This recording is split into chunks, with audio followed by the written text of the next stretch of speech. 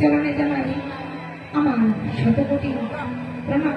আর এখানে সকল গৌর ভক্ত বৃন্দের চরণে জানাই আমার শতকোটি প্রণাম। আমার গানের মধ্যে অনেক ভুল ত্রুটি হতে পারে, আমার ভুল ক্ষমা করবেন। তা সকলে কিন্তু আমার সঙ্গে একসঙ্গে তালে তালে থাকতে হবে। আপনাদের সহযোগিতা ছাড়া গান করা আমার সম্ভব নয়। তা কি বলছেন, আমার কৃষ্ণ সখা তুমি দেব হয়ে যাও আর দিও না দেওয়া।